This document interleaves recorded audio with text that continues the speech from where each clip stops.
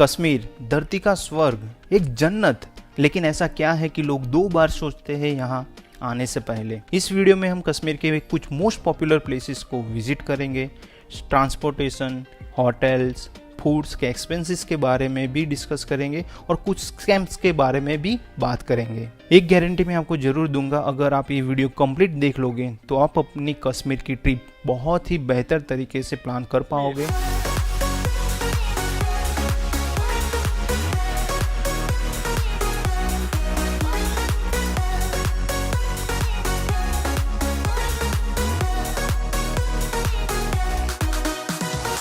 अगर आपने कश्मीर सीरीज़ के मेरे सारे वीडियोस देखे होंगे तो आपको पता ही होगा कि हमने कश्मीर एक पैकेज थ्रू ट्रैवलिंग किया था, जिसके बारे में हम बाद में बात करेंगे। लेकिन हमारा पैकेज 6 नाइट एंड 7 डेज़ का था और हमने एक दिन एक्स्ट्रा भी ऐड करवाया था हमारे हिसाब से ट्रैवलिंग करने के लिए, जिसकी वजह से हम ये जान पाए कि एक दिन का कितना एक्सपेंस हो सकता है और हम कैसे मैनेज कर पाते हैं। तो चलिए इस खूबसूरत जर्नी की शुरुआत करते हैं।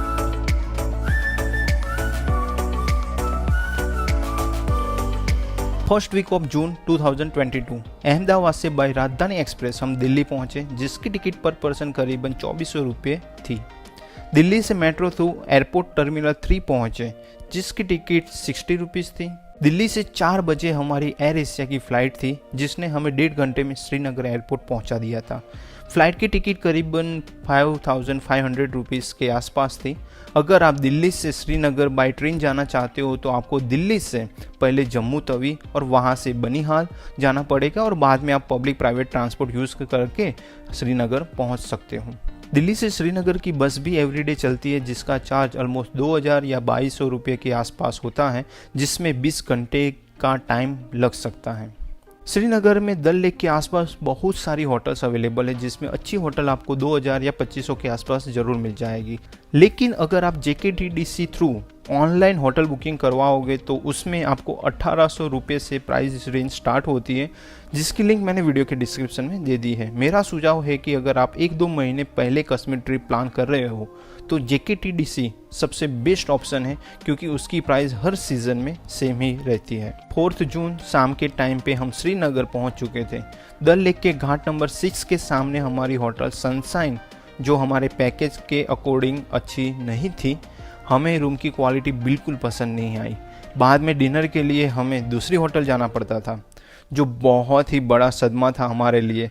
लेकिन ये तो होना ही था, हमने अजय मोदी का जो पैकेज बुक करवाया था वहाँ पर भी थोड़े बहुत प्रॉब्लम हुए, लेकिन वो सब मैं यहाँ बात नहीं करना चाहता, क्योंकि इतनी खूबसूरत जगह पर हम अच्छी बात करते हुए कश्मीर की कश्मीरियत को एंजॉय करेंगे। नेक्स्ट डे 5 जून को हम ब्रेकफास्ट करने के बाद गुलमर्ग जाने के लिए निकल चुके थे। कैब का अरेंजमेंट हमारे पैकेज थ्रू ही था, ऐसे भी फैमिली के साथ ट्रैवल कर रहे थे और ज़्यादा स्ट्रगल ना करना पड़े, इसीलिए हमने पैकेज बुक करवाया था। श्रीनगर से गुलमर्ग का डिस्टेंस करीबन 50 किलोमीटर है, जिसमें 1.5 घंटे जितना टाइम लग सकता है। गुलमर्ग जाते हुए रास्ते में टंगमर्ग से पहले 5 मिनट का हमने ब्रेक लिया फोटोग्राफी के लिए, और यहाँ से हमने कुछ बहुत ही खूबसूरत नज़ारे को एंजॉय किया। टंगमर्ग में आपको स्नो एक्टिविटी के इक्विपमेंट लेने के लिए फोर्स किया जाएगा, जैसे कि गन, शूज़, जैकेट एक्सेट्रा। लेकिन अगर आप समर में ट्रैवलिंग कर रहे हो तो मेरे हिसाब से उसकी कोई ज़रूरत नहीं। गुलमर्ग में टैक्सी स्टैंड पर आपको छोड़ा जाएगा, वहाँ से सिर्फ 10 से 15 मिनट का वॉकिंग डिस्टेंस है गोंडोला के लिए। अगर आप हॉर्स राइड थ्रू फेस 1 जाना चाहते हो तो आपको बहुत सारी बार्गेनिंग करनी पड़ेगी। आपको 2000 या 3000 भी कहेंगे, लेकिन आपको 500 रुपये के आसपास ही बार्गेनिंग करनी है। गुलमर्ग में गोंडोला राइड की टिकट बुक आपको एटलीस्ट 1 मंथ पहले ऑनलाइन करवा लेनी चाहिए, क्योंकि बाद में शायद ऐसा भी हो सकता है कि आपको टिकट ना भी मिले। गोंडोला टिकट बुकिंग लिंक मैंने वीडियो के डिस्क्रिप्शन में दे दी है। गोंडोला राइड के लिए बहुत ही भीड़ होती है, तो आपको जितना जल्दी हो सके यहाँ पहुँच जाना चाहिए। अगर आप सुबह 9 बजे से पहले यहाँ पहुँच जाते हो तो आप ज़्यादा एंजॉय कर पाओगे। गोंडोला राइड करते हुए हम फेस 1 पहुँच चुके थे, वहाँ हमने काफ़ी एंजॉय किया, बहुत सारी फोटोग्राफी भी की। हमारी फेस 2 की टिकट नहीं हुई थी, और वैसे भी हमारे पास छोटे बच्चे थे तो हम फेस 2 जा ही नहीं पाते। बाद में हम वापस गुलमर्ग आके यहाँ जो शिव टेम्पल है वो विजिट किया और शाम को वापस श्रीनगर पहुँच गए। नेक्स्ट डे 6 जून को ब्रेकफास्ट करने के बाद हम पहलगाम जाने के लिए निकल चुके थे। वैसे तो श्रीनगर से पहलगाम का डिस्टेंस करीबन 90 किलोमीटर है, जिसमें 2.5 से 3 घंटे जितना टाइम लग सकता है।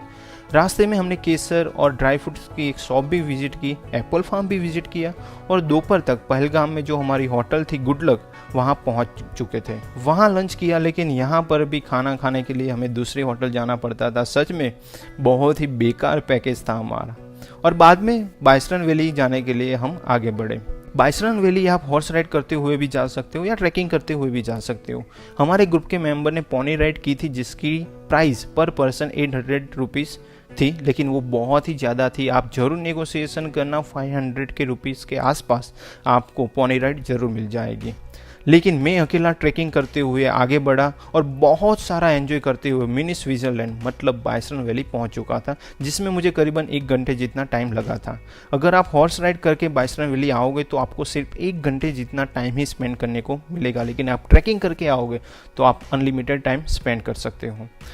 तो आप जब पोनी राइड करो तो ये बात ज़रूर क्लैरिफाई कर लेना कि आपको बाइसरन वैली में कितना टाइम स्पेंड करने को मिलेगा।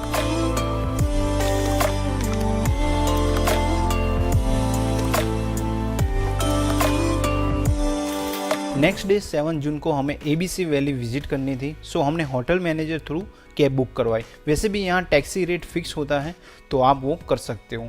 तो सबसे पहले हम पहुँच गए बेताब वैली, जहाँ एंट्री टिकट पर पर्सन 100 रुपीज़ है। बेताब वैली सच में बहुत ही खूबसूरत जगह है।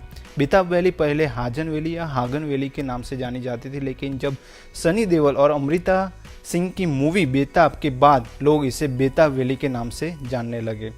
यहाँ करीबन 1 घंटे जितना टाइम स्पेंड करने के बाद हम आगे बढ़े चंदनवाड़ी की ओर। चंदनवाड़ी पवित्र अमरनाथ धाम यात्रा के लिए बेस कैम्प है और यहाँ से अमरनाथ केव का डिस्टेंस करीबन 32 किलोमीटर है। यहाँ पर एक ग्लेशियर है जो टूरिस्ट विजिट करने आते हैं।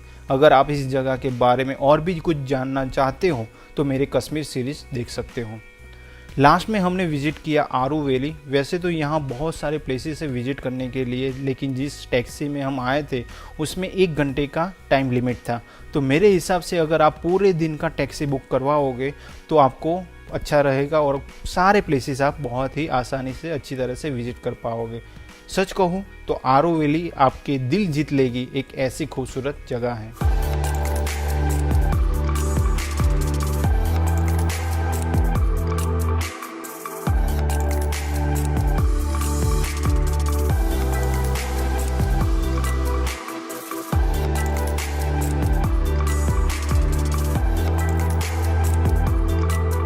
शाम को वापस होटल आने के बाद हम पहलगाम विलेज एक्सप्लोर करने निकले और ये हमारा सबसे अच्छा समय था जो हमने पहलगाम में बिताया था। नेक्स्ट डे 8 जून को हम पहलगाम से दोपहर को श्रीनगर पहुंचे।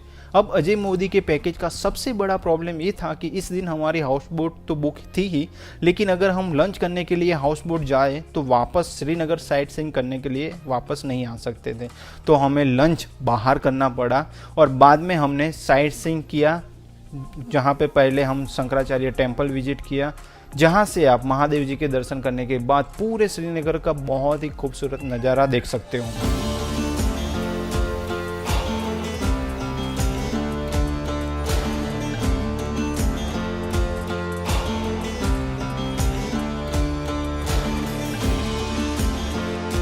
बाद में हम पहुंचे निषाद गार्डन विजिट करने, लेकिन उससे पहले हमने यहाँ पे जो शॉपिंग कॉम्प्लेक्स है वो विजिट किया, वहाँ थोड़ी शॉपिंग की और बाद में निषाद गार्डन विजिट किया, जिसकी एंट्री टिकट पर पर्सन 24 रुपीज़ थी। निषाद गार्डन बच्चों के लिए बहुत ही खूबसूरत जगह है, लेकिन बड़ों के लिए फोटोग्राफी के लिए एक परफेक्ट लोकेशन है। बाद में इवनिंग के टाइम पे हम हाउस बोट में पहुँचे। यहाँ पर भी हमें खाना खाने के लिए दूसरी ही हाउस बोट में जाना पड़ता था। सच में बहुत ही बड़ी भूल की थी हमने अजय मोदी का पैकेज लेके। नेक्स्ट डे 9 जून ब्रेकफास्ट करने के बाद हम सोनमर्ग जाने के लिए निकल चुके थे। वैसे तो श्रीनगर से सोनमर्ग का डिस्टेंस 80 किलोमीटर है, लेकिन उसमें आपको 2.5 से 3 घंटे जितना टाइम लग सकता है। सोनमर्ग में आप 2 लोकेशन विजिट कर सकते हो। एक तो आप थाजीवास ग्लेशियर विजिट करो या फिर 0 पॉइंट मतलब जोजिला पास विजिट करो। जोजिला पास आपको टैक्सी से जाना पड़ेगा, उसमें आपको 3000 तक का रेंट बताएंगे, लेकिन आपको यहाँ पर भी बहुत ही बार्गेनिंग करनी पड़ेगी। यहाँ पर भी आपको फिक्स रेट, गवर्नमेंट रेट के नाम से लूटा जाएगा। हमने सोनमर्ग में थाजीवास ग्लेशियर विजिट किया था। हमारे ग्रुप के मेंबर ने पोनी राइड की थी, जिसका हमने पर पर्सन 700 रुपीज़ पे किया था।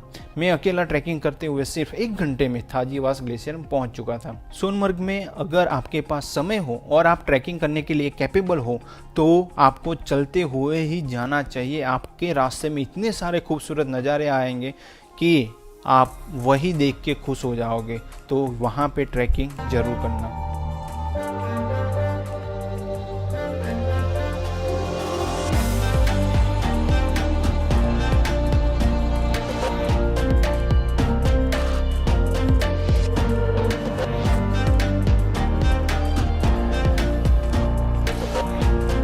यहाँ हमें एक प्रॉब्लम हुई थी। हमारे ग्रुप के मेंबर विशाल का वॉलेट चोरी हो गया था। हमने पुलिस और लोकल की हेल्प से काफ़ी समय तक यहाँ वहाँ ढूंढते रहे, लेकिन बहुत प्रयास किया लेकिन नो रिजल्ट। सो आप भी अपने लगेज का ख्याल जरूर रखना। थाजीवास ग्लेशियर में आप स्लेज जैसी एक्टिविटीज़ कर सकते हो जो 100 रुपीज़ में होती है, लेकिन आपको 500 रुपीज़ बोला जाएगा। लेकिन कश्मीर में हर जगह पे आपको बार्गेनिंग करनी ही है। शाम को बारिश हो रही थी, सो जल्दी से हम वापस गए और श्रीनगर के लिए निकल चुके थे। नेक्स्ट डे 10 जून हमारा पैकेज का लास्ट डे था। ब्रेकफास्ट करने के बाद हमने शिकारा राइड एंजॉय की।